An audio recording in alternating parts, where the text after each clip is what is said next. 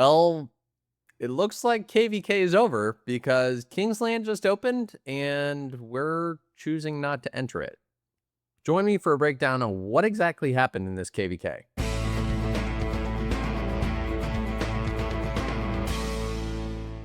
What is up, ladies and gentlemen? Welcome back to another Rise of Kingdoms gameplay episode from your very own Chappy Gaming. And today we are talking about what exactly happened in this KVK, which I thought was going to be an insane KVK, 20 plus kingdoms. This could be awesome. It wasn't. So if you're new to the channel, my name's Chappy. I'm a sponsored Rise of Kingdoms content creator, and we have to talk about exactly what happened in this KVK, which is unlike most KVKs that I've played, although in some ways it's not, because obviously we're losing. So to understand what happened here, we kind of have to rewind to the very beginning. And I actually made a video on the top right side of your screen where I talked about the origins of this KVK. Now, in this KVK, the allies are fire and water, which is great. Fire and water also happen to be the two strongest camps. And that's by power and by kill points, I believe. I can pull up the chart there and post it for you. But in conjunction with this, they are also probably the most active camps. So if you go over here, you got water, wind, and then fire. Realistically, fire is probably the most active. And we fought the fire camp, Earth, in Zone 5. And we fought them in Zone 7. And they just absolutely floored us each time. It was not fun. It was, I would argue, probably not fair. Fire did not have any downtime at all. I've already made a video talking about what I think is going on there, so we're not going to get into that. But even more problematic was the fact that fire just was absolutely loaded with Krakens. Like, just loaded with Krakens. Almost everyone that we fought here was over 100 million power. And that was because of Lilith's matchmaking. Now, our kingdom, and Earth generally, is not. We are not loaded with people over 100 million power. Our average power is probably 85 million power across our entire kingdom. And that's probably the case for the entire camp. Heck, if we go over and we look at the power breakdown here, let's do that.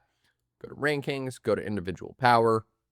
You can see it's fire camp, water, fire camp, fire camp. Oh, there's us. Fire camp, 3575, that's us. But it's really mostly going to be water and fire. And my understanding is that the reason we're in this situation right now is that the largest kingdom in our camp, Earth Camp 3575, was not a camp that, or a kingdom that water was willing to ally with, and fire was also not willing to ally with. Fire had a greater chance, but they were not willing to ally with them. And what that meant was, essentially, the teams were set up before KVK even started. It was going to be fire and water, and that was it. And if Earth and Wind could do something, then great. Obviously, we couldn't do something. We both lost our level 7 passes. We never got them even once. We also lost Zone 5 pretty much unilaterally. I made a whole video on that. Again, it'll be linked on the top right. And so the decision was, it wasn't my decision, so don't get mad at me, but the decision was, if they're going to play unfair and they're going to make unfair teams, we gave it our best in Zone 5. We gave it our best in Pass 7, but we're just not going to feed them any more kills. That was the decision that was made. Essentially, this is a punishment for the unfair matchmaking and unfair teams that were set forth.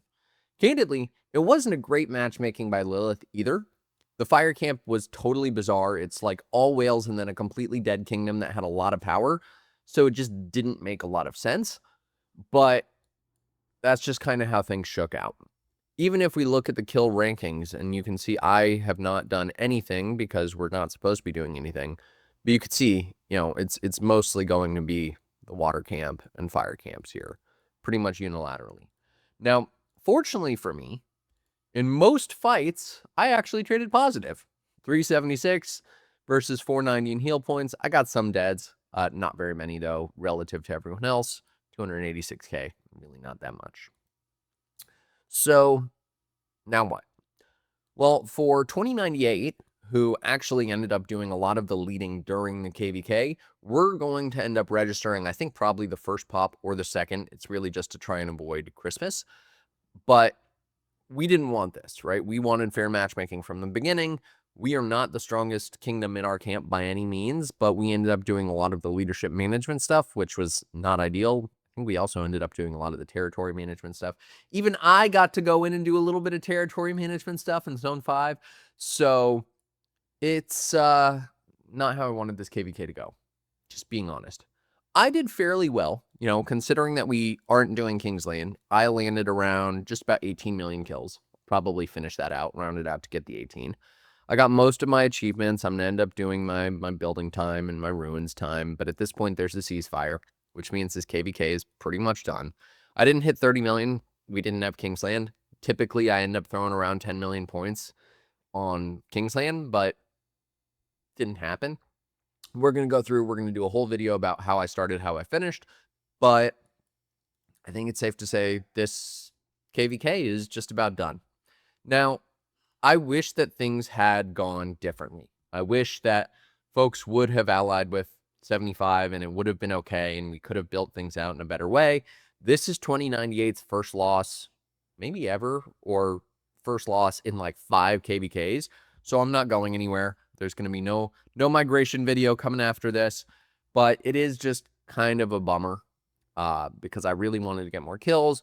And shout out to Wingmaster. One of my friends actually migrated mid KVK and dropped all his resources on me. So I was loaded and ready to rock and roll, but it just didn't happen, which is really a bummer. I mean, and candidly, all of the fights that we had, we were losing. We didn't hold field once. I'm actually going to make a whole video on how not to fight, because this KVK actually did teach me a lot about how not to fight. And so I'm going to be making a whole video on that because we really didn't hold the field at all against fire. It was rough. And part of it is the way that we were fighting and the fact that our kingdoms in this camp were not very communicative. We did not have very good teamwork, but also part of it is just the way Rise of Kingdoms field combat has changed over time. You see a lot more people that are looking for kills and ratios instead of trying to win. And that was very evident throughout this entire time. So overall, bummed with how this KVK went, bummed with where my stats ended up because I don't feel like I made a big dent. And I'm actually approaching my highest power ever after this KVK. Once I heal, I'm at like 82 million power. I think my highest is 84. So yeah, going into next KVK, I am way bloated for my power. And we'll be talking about that in the how to fight video because you really shouldn't be at certain power levels unless you're doing certain things for your kingdom. So if you guys have enjoyed, be sure to hit that subscribe button right over there, bottom right-hand corner.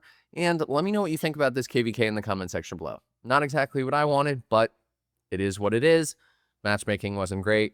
Teams weren't great. And so the leadership decided to sit out Kingsland. Never seen it done before, but there's a first time for everything. Thank you all. Chappy out.